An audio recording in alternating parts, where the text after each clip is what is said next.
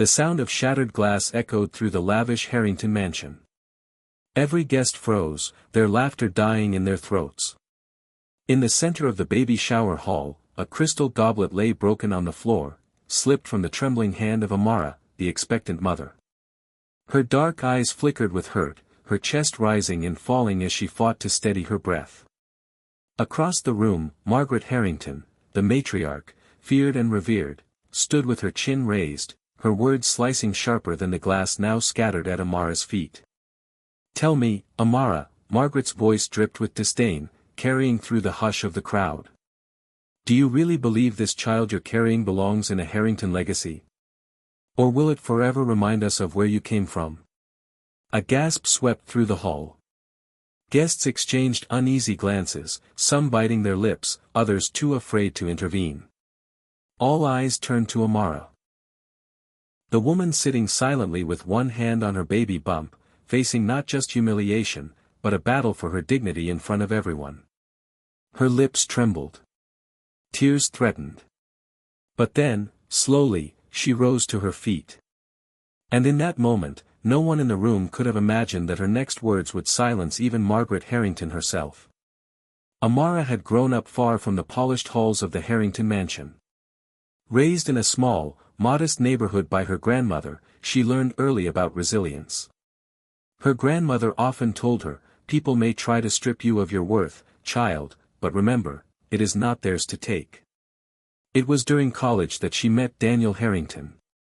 Unlike his mother, Daniel saw beyond appearances. He fell for her laugh, her unshakable kindness, the way she carried herself with quiet strength. Their love blossomed in libraries, in late-night talks, in moments when they had nothing but each other. But from the beginning, Margaret disapproved. She never hid her contempt for Amara's background, her skin, or her lack of pedigree. The Harrington matriarch believed her son deserved someone from their own circle, wealthy, elite, and white.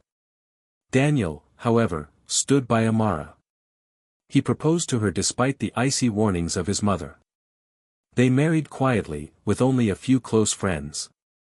Yet, the battle was far from over. The real war began the day Amara announced her pregnancy. The baby shower. Margaret had insisted on hosting the event herself. "If this child will be a Harrington, the world must see us united," she declared, her words dripping with control. But for Amara, the celebration felt more like a test, a stage where she would be judged, where every eye would measure her worthiness. She dressed in a soft ivory gown that highlighted the glow of her pregnancy, trying to steady her heart as she stepped into the glittering hall filled with chandeliers, roses, and wealthy guests. At first, the event moved smoothly. Guests congratulated her. Daniel held her hand tightly, whispering encouragement. But then Margaret rose to speak, and the air shifted. The insult.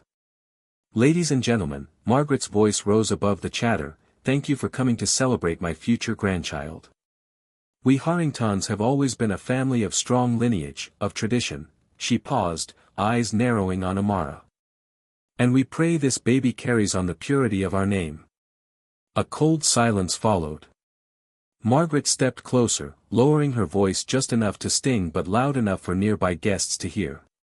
"Do you really think this child will ever be accepted?" she sneered. That was when the glass slipped from Amara's hand, shattering on the marble floor. And with it, the fragile walls she had built inside herself. Amara stood.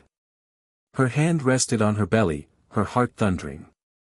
For a moment, it looked as if she might cry. But then her voice, soft, trembling at first, rose with a strength that seemed to echo generations behind her. "You're right, Margaret.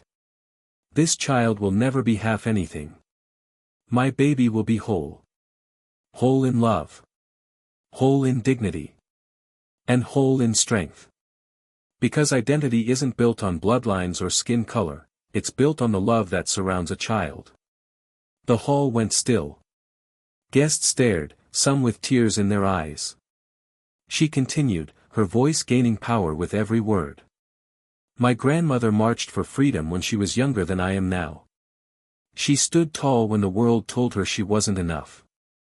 She raised me to know that no matter what anyone says, I am worthy.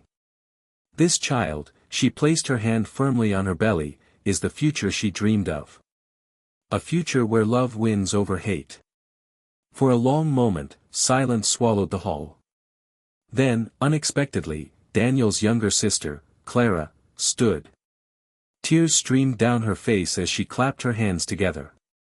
That was the most beautiful thing I've ever heard. One by one, guests began to clap. Some stood, their faces glowing with admiration. Soon, the hall erupted in thunderous applause. Margaret's face drained of color. For the first time in her life, her authority didn't command respect, it crumbled under the weight of truth spoken with grace. Daniel rushed to Amara's side, his arm wrapping protectively around her.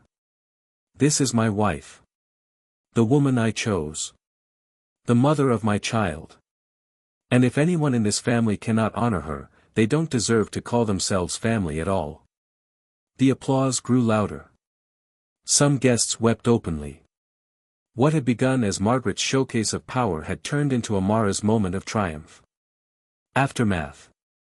Word spread quickly beyond the walls of the Harrington mansion. The story of Amara's courage rippled through their community. People whispered not about Margaret's insult, but about Amara's dignity. She became a quiet inspiration, a symbol of love rising above hate. Margaret, however, retreated into silence. Days turned into weeks as bitterness wrestled with shame inside her. She told herself she had only defended tradition, but deep down, she knew the truth, she had been cruel. When the day finally came, Amara went into labor at dawn. Daniel never left her side, holding her hand through every contraction. Hours later, a tiny cry filled the hospital room. Their baby, a perfect little girl with Amara's warm skin and Daniel's bright eyes, was placed into Amara's arms. Tears streamed down Amara's face. For the first time, she whispered to her daughter, "You are loved. You are whole. You are enough." Daniel kissed her forehead, his voice breaking. "She's perfect. Just like her mother." Later that night, as the family gathered in the hospital room, the door creaked open. Margaret stepped inside, her eyes red and swollen, her proud posture gone. She moved slowly to the crib where her granddaughter lay sleeping. Her lips trembled as she whispered, "She's beautiful." Amara's guard rose, her arms instinctively tightening around her baby. But then Margaret's next words cracked the walls of years of arrogance. "I was wrong," she admitted, her voice breaking. "I thought I was protecting my family. But I see now, I was destroying it. This child, she's everything I prayed for. Not because of bloodlines, but because she's love made flesh." Tears blurred Amara's vision. She wanted to resist, to protect herself. But when Margaret reached out, Amara saw something she had never seen in her before, humility. Slowly, she extended her hand. Forgiveness wasn't about the past, it was about giving her daughter a future. From that day on, Margaret changed. She became a different kind of grandmother, gentle, protective, even apologetic. Though she could never erase the pain of her past words, she worked tirelessly to prove she had learned. And Amara? She never forgot the humiliation of that night at the baby shower. But she also never forgot how she turned pain into power, how her truth silenced hate. Her story spread as a quiet lesson to anyone who ever doubted their worth: you are not defined by others' ignorance. You are defined by your courage to rise above it. In the end, Amara's story wasn't just about silencing cruelty, it was about proving that love, dignity, and kindness are stronger than prejudice. She showed that even in the face of mockery, compassion can turn pain into power, and rejection into redemption. Sometimes, the most powerful silence in a room isn't created by shame. It's created by truth.